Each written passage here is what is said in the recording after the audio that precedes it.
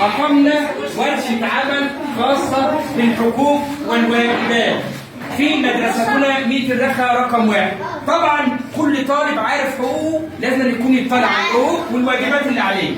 اول حاجه الحق في التعليم، الحق في الرعايه الصحيه وغيرها من الحقوق اللي احنا هنناقشها مع بعض دلوقتي. وعملوا كل طالب كتب الحقوق في ورقه بخط ايده علشان يستوعب ايه هي الحقوق اللي عليه والواجبات اللي عليه. تمام؟